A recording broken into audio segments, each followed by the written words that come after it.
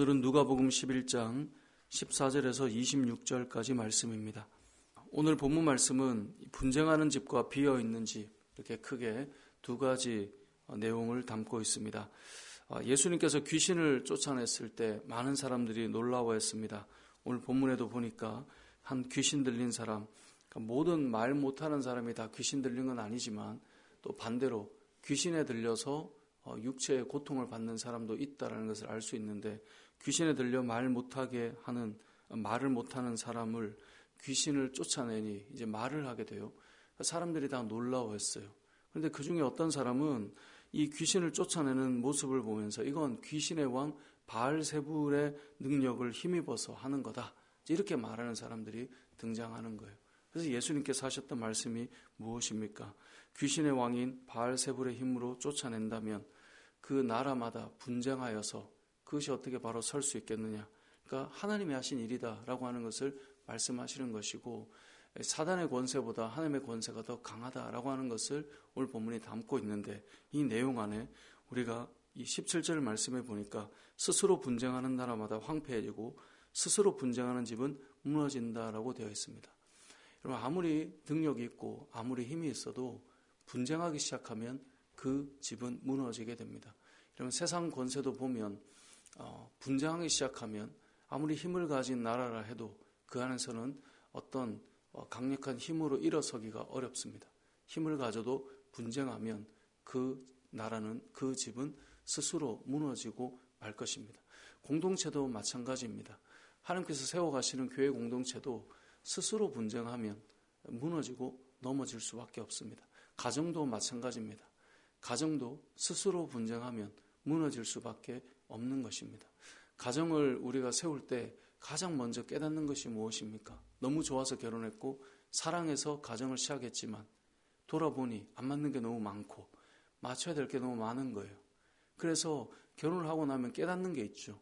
맞지 않는 사람과 맞춰가는 시간들을 가지면서 하나님의 마음들을 늘 배워가잖아요. 그러면서 분쟁하고 깨지지 않기 위해 애쓰는 시간들을 가지죠. 그래서 나중에 그렇게 만들어가고 맞춰가다가 자녀가 생기면 어떻습니까?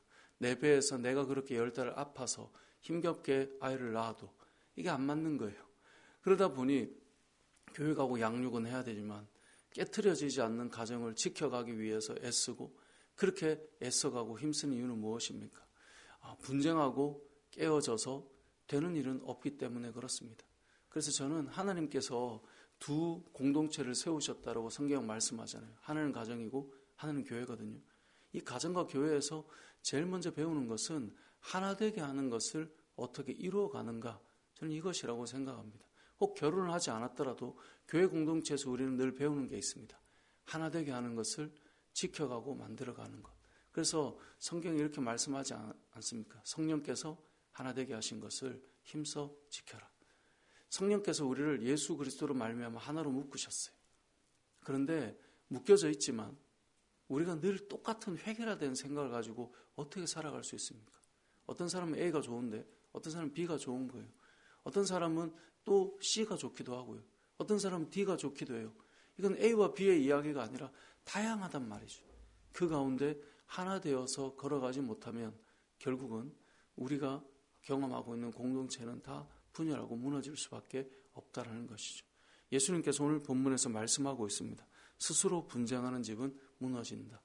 여러분, 함께 걸어가는 공동체의 이 사역에서 정말 중요한 것은 무엇일까요? 성령께서 하나 되게 하신 것을 지켜나가는 거예요.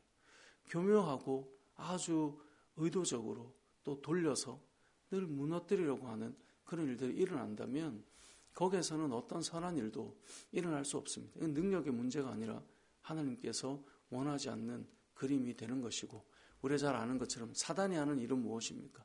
사단은 늘 이간질하고 깨트려서 무너뜨리는 일을 하는 것이죠. 좋은 것과 선한 것을 바라보지 못하게 만드는 그것에 우리가 그것으로 나아가면 무너지고 만다는 것입니다.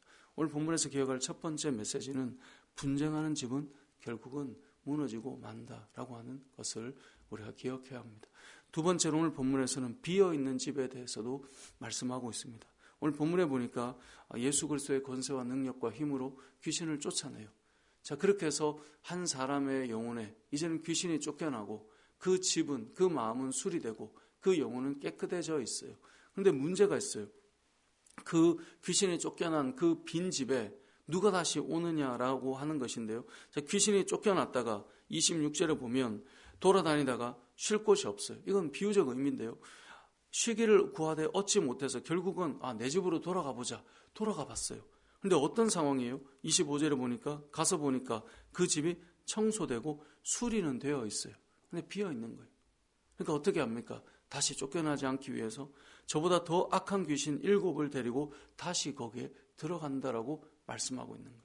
비어 있는 집은 우리가 아무리 귀신이 쫓겨나고 그 상황 속에 깨끗하게 수리가 되었다 해도 그것이 비어 있으면 다시금 돌아오게 된다는 거예요. 누가요? 악한 영이. 그래서 비어 있는 집이 되지 않도록 우리의 마음속에 누가 좌정하시고 임재하도록 해야 됩니까? 예수 그리스도께서 우리 안에 거하셔서 주인 되도록 하는 삶을 살아가는 것이 너무나 중요합니다. 성경은 우리를 성전이라고 부릅니다. 왜 우리의 몸을 성전이라고 부릅니까? 성전은 하나님께서 임재하시는 곳이기 때문에 성전입니다. 건물 자체가 아무리 화려하고 아름다워도 하나님께서 임재하지 않으시면 성전이라고 부를 수 없죠. 건물 자체가 별로 화려하지 않더라도 하나님께서 이렇게 지어라. 내가 거기 임하겠다. 그럼 성전인 거예요. 우리의 인생도 마찬가지입니다. 우리 안에 성령께서 거하시고 우리 안에 하나님께서 거하실 때 우리가 바로 성전이 되는 것입니다. 우리가 믿음으로 살 때 주님께서 은혜를 주셔서 우리가 죄에 대한 회개와 악한 것들을 대적하는 기도와 그래서 우리의 마음과 심령이 새로워지는 것을 느끼고 경험할 때가 있단 말이에요. 그때 우리가 기억해야 될 것은 그 상태 속에 주님이 좌정하셔서 임재하셔서 주인 되시도록 우리가 살아가야 하는 것이지 내가 깨끗하고 내가 괜찮고 이제 그 나빴던 모든 것들을 좀 뒤로 한 채 새로워졌다라는 그 다음이 무엇이냐면 그리스도께서 우리 안에 주인 되시도록 우리가 살아가도록 만들어야 되는 것입니다. 비어있는 집은 다시 무너지게 됩니다. 우리의 인생에, 우리의 마음에, 우리의 삶 속에, 내 인생 속에 그리스도가 좌정하셔서 주인 되실 때 우리를 그 모든 악한 세력을 무찌르시고 떠나가게 하셨던 예수 그리스도가 지켜주실 때 그때 우리가 그 자리에서 하나님 나라를 계속 경험할 수 있게 된다라는 것입니다. 그래서 오늘 본문의 두 번째 우리가 기억할 것은 비어있는 집이 어떻게 되는가를 기억하라는 거예요. 그래서 우리가 비어있는 집이 되지 않고 성령께서 임재하시는 우리의 마음의 집이 될 수 있도록 우리가 바라보고 나아가야 된다는 것입니다. 말씀을 정리하겠습니다. 오늘 본문은 크게 두 가지 집으로 예수님께서 비유하고 표현하고 있는데요. 첫 번째는 분쟁하는 집입니다. 분쟁하는 집은 아무리 능력이 있고 뭔가를 하는 것 같아도 결국은 무너지게 됩니다. 그래서 우리는 성령께서 하나 되게 하신 것을 힘써 지키는 공동체가 되어야 될 것입니다. 두 번째는 비어있는 집은 다시 옛사람으로 돌아갈 수밖에 없습니다. 그래서 우리는 비어있는 집이 아니라 어떻게 해요? 예수 그리스도께서 우리의 삶에 좌정하셔서 주인 되시도록 우리가 그렇게 우리의 신앙을 또 우리의 믿음의 삶을 세워나갈 때 그때 여러분이 성전이 되고 우리가 모인 곳이 성전이 될 텐데요. 정말 우리가 그리스도를 주로 모시고 믿음으로 살아가는 그러한 교회와 저와 여러분의 삶이 되시길 주님의 이름으로 축복합니다. 아멘.